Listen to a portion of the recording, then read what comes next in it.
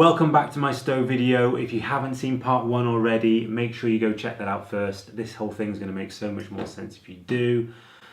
I'm going to tell you about cooking.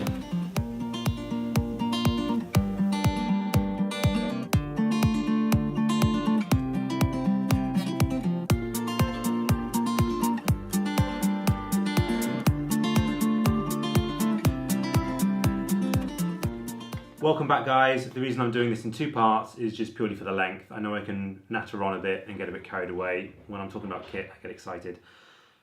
So what do I mean about this being no good for cooking? Well, it really is a water boiling machine. Now, I tend not to cook that much out when I'm backpacking. What I tend to do is I'll boil water and rehydrate food, or what I tend to do more often than not is I take my own vacuum sealed food. So food that I'll cook or prepare at home, I'll vacuum seal it, and then I will basically boil it in the bag. And this is a phenomenal piece of kit for that. I can be cooked and up and running and eating before this stove is even primed. Now I'll come to that in just a second and I'll explain a little bit about what that means. Okay, so I would, if you're looking for this kind of stove for boiling water, I would highly recommend the MSR, the Reactor.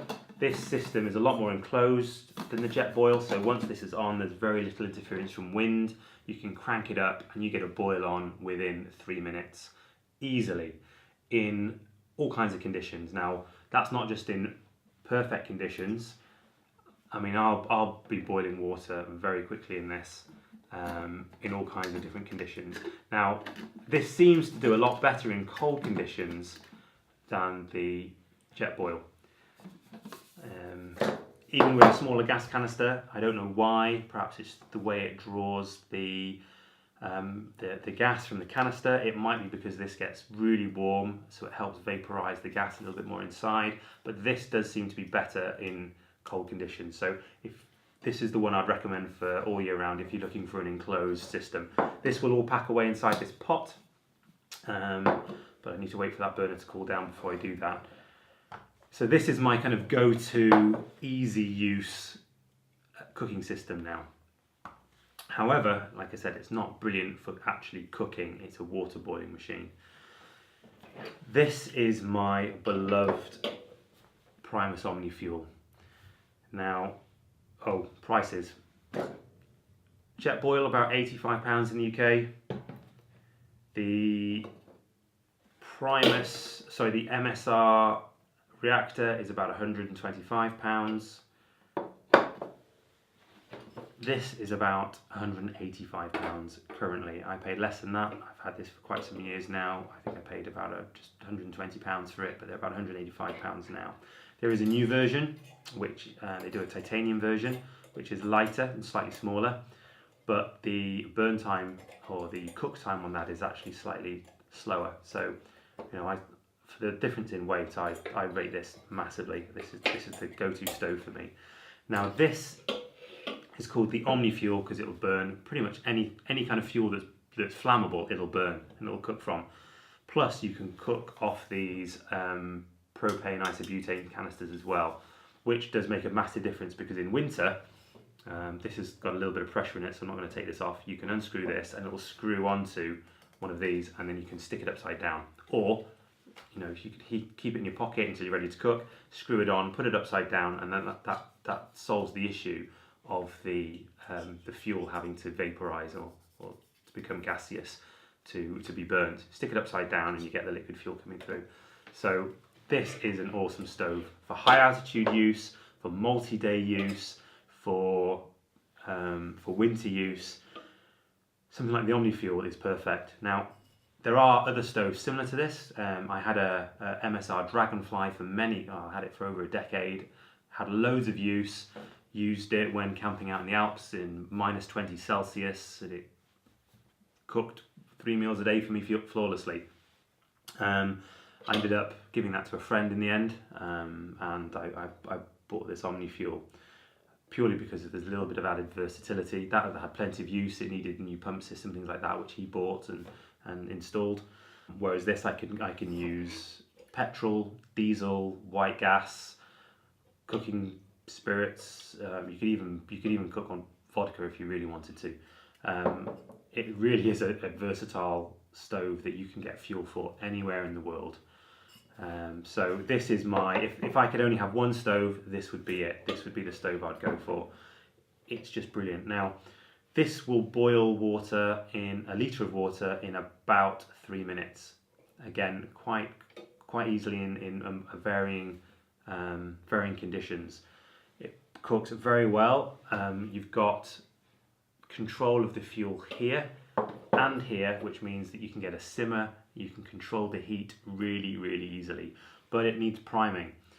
So by that, you've got to actually get this burner up to temperature so that it's vaporizing the fuel as it comes through, because you want to burn the gas, not the wet fuel, so you get a nice clean blue flame. Otherwise, if this isn't primed properly, then you're just getting a big yellow flame, and then you're going to get your pots and things all black. So this is my pot. This is my Primus ETA power pot that I use. This is just over a litre, I think. What is this? About 1.2 litres, something like that. I'm not entirely sure. It's just big enough for me to do my boil in the bag stuff. Plus it comes with a little pan that's a lid, a plate, or a little pan if you want to cook something in there as well. And this works really well. The pot is separate, that doesn't come in the price, whereas with the MSR system and the Jetboil, obviously they come as a kit, apart from the fuel canisters. So with this pot, I can't remember how much these were. I'm guessing probably about 40–50 pounds, maybe 30 pounds. I'm not entirely sure. I'd have to look that up. You're looking at a cooking system now currently at well over 200 pounds. So they're not an inconsiderable investment. So, but they will last you for decades. It'll last a lifetime as long as you look after it and service it and keep it clean. Like I said, I tend not to actually cook in this. I'll boil water. So, it's as new as the day I got it, really. Okay. Like I said, I'm not going to light this in here. If I was outside, I would. In the intro, you can see this burning and roaring away. That's what that noise was. It was this stove absolutely roaring.